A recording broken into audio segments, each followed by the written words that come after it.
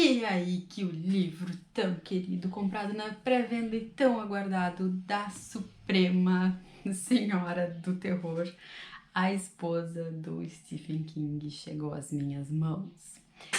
Depois de tanto esperar, desde o primeiro momento que a Darkside avisou que ia trazer esse livro pro Brasil de novo, eu já comprei no, acho que, segundo dia da pré-venda e fiquei aguardando loucamente, porque a gente sempre viu a Tabitha King como a pessoa que salvou Carrie do lixo, como a pessoa que esteve ao lado do Stephen King durante uma vida toda, e foi o pilar, o suporte dele. Mas sempre sabendo que ela era uma romancista, mas eu queria saber o que ela escreveu. E aí que chega Pequenas Realidades. E veio com um marcador de páginas magnético. Muito fofo. Então, vamos lá. O que eu tenho para dizer sobre este livro maravilhoso que é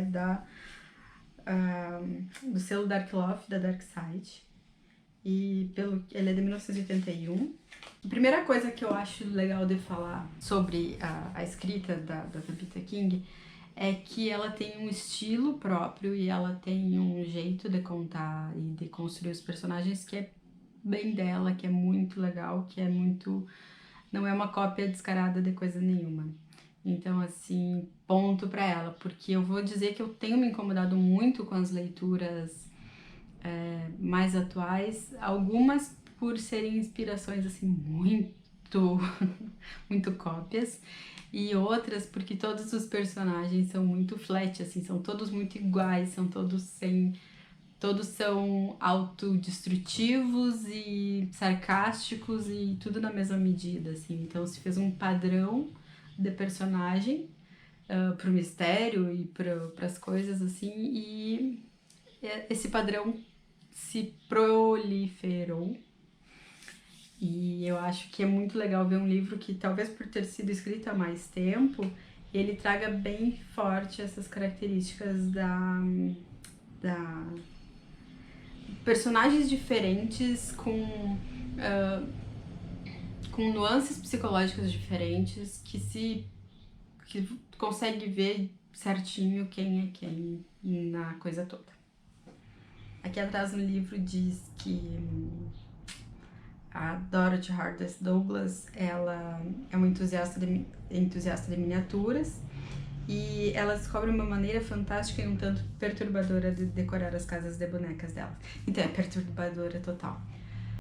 A Tabitha conduz o leitor por uma história grotesca e disfuncional. Totalmente. Ela é disfuncional ao extremo. Vamos à história mesmo. A Dolly, que é a Dorothy, ela é uma mala sem alça.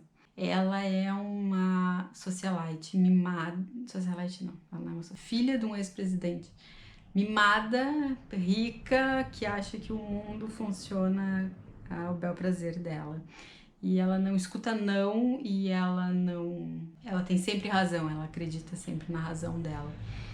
E ela é fissurada nessa questão das casinhas de boneca e ela leva isso num patamar muito forte que ela consegue atrair para perto dela pessoas que também não batem bem das ideias. E ao longo do livro é bem difícil falar dele sem dar um spoiler porque as coisas acontecem muito rápido. Então no início assim já rola uma transformação assim. E ela consegue um item para uma casa de bonecas dela, que é a Casa Branca, que é a preferida dela, que esse item, ele acaba que...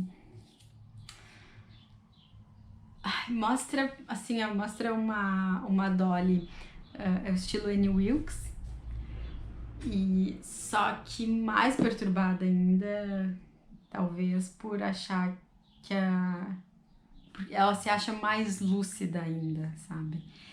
E é claustrofóbico esse momento, quando ela acha esse item da Casa de Bonecas, que é o primeiro, assim, que é mais perturbador. E a história se passa nesse jogo de força entre ela e a nora dela. É uma relação nora e sogra bastante difícil e o o filho da Dolly já morreu. E tem 2 filhos que ficaram, né, 2 netos da Dolly, no caso, que ficaram. E são cuidados pela mãe dos meninos. E a mãe deles é uma artista sensacional e que faz muitas coisas para as casas de boneca. Então, assim, vai ficar nesse jogo de força durante muito tempo, no que é a mocinha da história, que seria a Lucy, que ela é doce, pura, serena e completa, com a sogra megera, clichê quase. Mas não é clichê, porque ela é muito perturbada. O livro é muito bom, a história é muito legal. Depois de um certo ponto, assim, que... Depois que a Dolly consegue esse primeiro item mais importante da casa de boneca delas, junto com o Roger Tinker, que é a mente maligna por trás da coisa toda, a história desenrola e muito rápido. Mas chega no final, assim, e tu fica, putz, que cagada.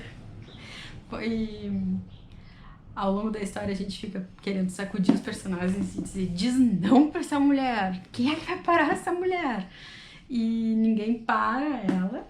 O final é frustrante, é totalmente frustrante. Eu falei num vídeo uma vez que eu prefiro um livro sem final do que um livro com um final ruim. Não que seja um final ruim, mas é que é aquela coisa assim, dá uma gastura, sabe? Mas como ele tá no selo Dark Love, a gente já imagina e a gente já vê que ele tem um final amoroso. Então, assim, ele é um final com o maior amor do mundo, que é um amor de mãe e filho, e uma outra prova de amor, que é do Nick Weiler. É isso, Pequenas Realidades, da Tabitha King. É uma ótima história, uma história independente, uma história que não é uma muleta, não tá amparada, tipo, não é uma cópia. Ela é uma história muito original, ela é uma história, assim, surpreendente e totalmente fantástica, né, no sentido de fantasia, mas principalmente no sentido de que ela tem um enredo e uma proposta muito bem definida. Então, assim, Tabitha King para mim se mostrou, de fato, uma grande escritora. E fiquei muito feliz de ler esse livro, assim. E a edição é Dark Side, né? A gente não tem nada para falar. Porque é lindo, lindo, lindo.